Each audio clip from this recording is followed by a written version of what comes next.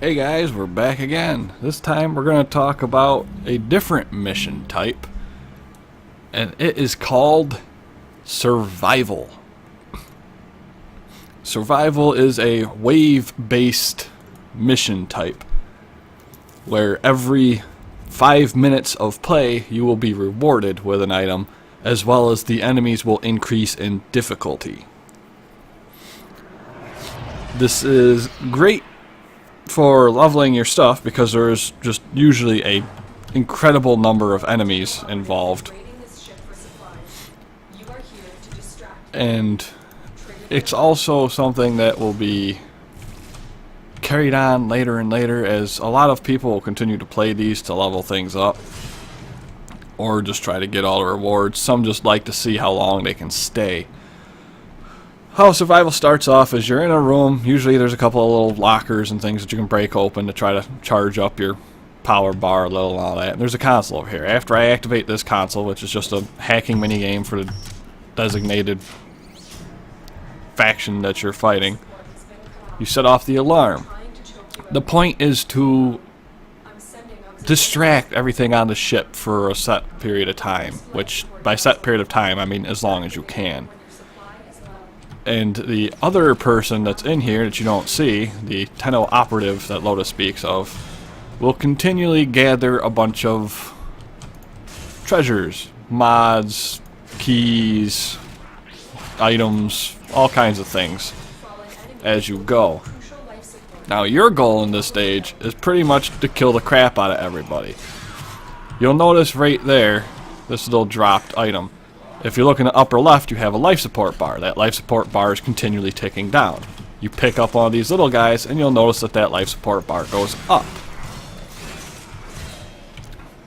That is generally the goal of this stage, is you keep your life support up. You can also see that there are larger life support canisters, and when used, those will restore 30% of your life support. Now, most people might think at this point, oh, well then the best time for me to use those is going to be when I'm 30% off from max, like 70. Yes and no. The thing is, if you open that up, and then you're at 100%, and you go off, or your teammates go off, and you kill some dudes, and somebody picks up a personal life support capsule, like the ones that the enemies will drop, then you're wasting your actual gains, because if you're at, say, 98% and you pick up a capsule, you're only going to get that 2% instead of whatever the actual full amount would be. How much time people wait before setting off a life support capsule does change from person to person. Personally, I like to wait till about 60%. That way I have some leeway between picking up personal capsules and all of that sort of thing. Survival matches are one of the types where it really is nice to get a group that sticks together, because the spawn rates can be kind of adversely affected when everybody fans out everywhere. And that can kind of hamper the flow of getting the life support capsules from the enemies, which is the main thing you're going to need to actually survive. I mean, the large life support capsules are important, don't get me wrong. It restores 30% of your life support. But as you stay longer and longer, Lotus takes longer to give you more life support capsules. You see right there, it brought up 30%. So, since she's taking longer and longer to get these things out, you can't rely on them to stay the longer you're there. So the main thing you really are going to be looking for is you want that constant stream of enemies, so that as they're dying, they're dropping a hopefully constant stream of life support capsules, so that you can continually keep your life support bar in that upper left corner up. Now, a little bit more for the UI. You have the time underneath your life support gauge, and that's just telling you how long you've been here. Every 5 minutes you will be rewarded with an item. In stages like the Void, or even the derelict ships, there's a specific structure to the rewards, in which there's 3 rotations, an A, B, and a C rotation. At 5 minutes and 10 minutes, you will get a reward from the A rotation. At 15 minutes, you will get a B rotation item, and every 20 minutes, you will get a C rotation. This is more important for when you are in places like the Void, and only specific items will drop from specific rotations. For instance, if I go to a Tier 1 Void mission for survival, I might not actually get any Prime gear until rotation C, so in order to make the most of it, I need to stay for at least 20 minutes. And of course, this generally seems like it might be simple, but of course, the longer you stay, the harder the bad guys get, the higher chances you have of having Eximus enemies pop up. It can get a little difficult. The one thing I haven't seen so far in a survival mission is a invasion enemy, like a assassination type, a hit squad, stalker, the Grustag 3. I haven't seen any of those during a survival mission. This doesn't mean that they can't happen, it just means that I haven't ever personally experienced it.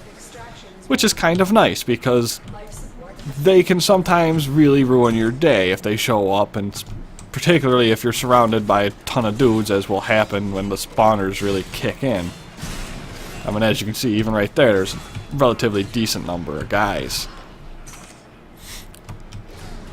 So, what kind of etiquette is there for a survival match? Not everybody can stay for 5 hours in a survival match, and a lot of times you can ask right in chat, is it okay if we stay till this time or something like that? And that's going to be generally a group discussed thing. You might be able to stay because you're strong enough till 40-50 minutes in, but you won't really necessarily have the time. Maybe you gotta go to work, maybe you gotta go to sleep, do your chores, whatever. I mean, there's all kinds of things that can just pop up on a moment's notice and cause you to have to leave. If at all possible, it's highly recommended that you wait until at least one of those 5-minute marks, 5, 10, 15, 20, because that way you're getting that reward. Otherwise, all that time in between to get to that has been a little wasted. Getting affinity in these matches is relatively easy because there's just enemies that spawn everywhere. If you can kind of stick together as a group and maybe run circuits across the stage, then it can be even nicer because you're just racking up all the enemies, and with how affinity works, it kind of divvies up to everybody in the party evenly. I mean, everybody's getting the full amount if they're within that range. And of course, you're getting more guys to spawn, so you're getting more life support, so you can actually stay longer. But again, I mean, something might come up. You might be having the most excellent run of your life and be going at 35, 40 minutes and realize, hey, I gotta go. I mean, it's noon, I gotta go to the store or something. And you can always just ask in chat, hey, I gotta go, can we take off? And some people might throw a hissy fit about it, but for the most part, from my experiences with the community in this game, nobody's gonna really be too disgruntled about it. Usually my experience with pugs in here have been relatively pleasant. And this is coming from a guy who really has an issue with pugs in most games. And if you don't know what a pug is, it's a pickup group, or pretty much a bunch of randoms that you join a game with. A public match, if you will. So really, that's the main point of this, is to murder as many bad guys as possible in hopes of getting life support capsules so that you can prolong your stay and get more rewards.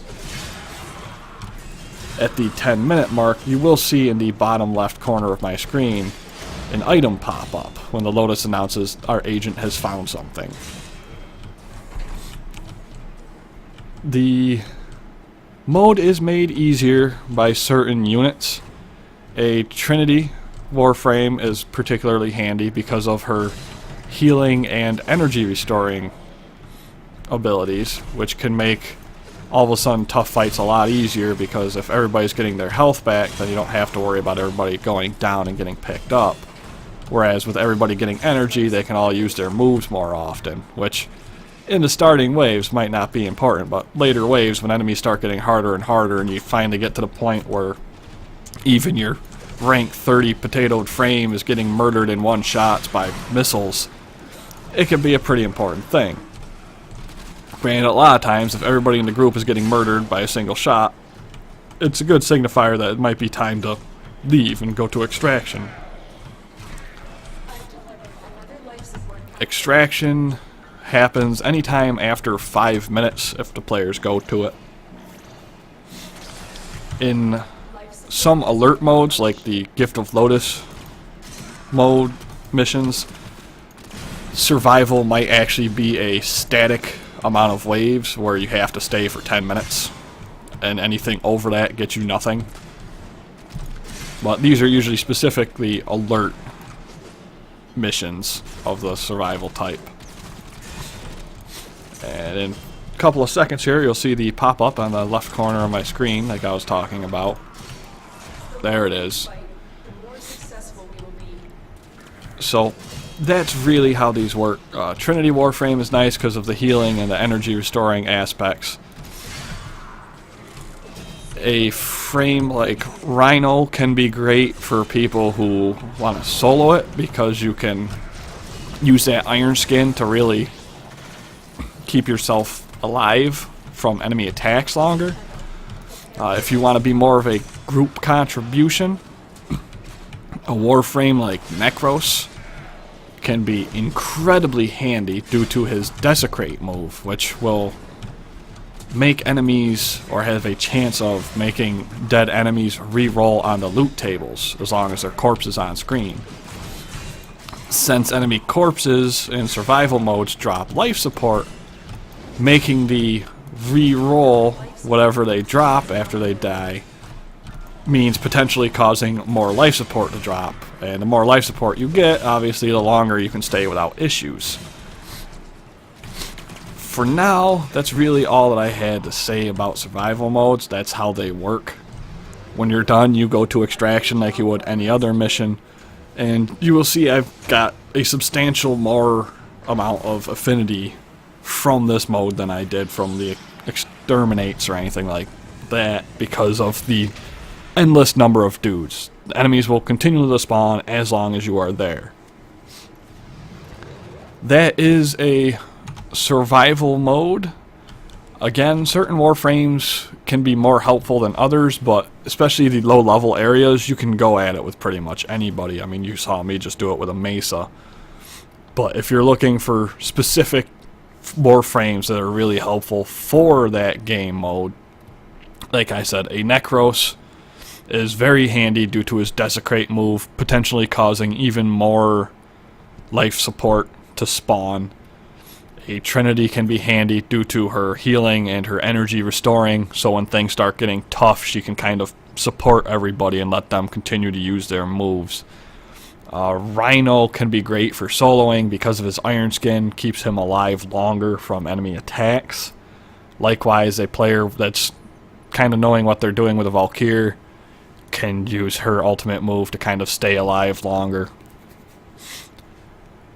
There's other ways you could also do it, but for the most part, those are the ones that kind of, in my mind, work the best for this. I'm sure if you go to min-maxers and the likes like that, they will be able to tell you, okay, well, this one's definitely geared for this kind of mission and things like that. But the key that I'm looking for when I'm thinking of a survival mission is they have to be able to move between areas without having to worry too much. So of course, Frost with a snow globe isn't going to be as handy because it's going to be just in one spot, and you really want to seek out those bad guys and get those bad guys, whereas the Necros will help spawn life support that keeps you there longer, and a Trinity can help keep everybody alive longer.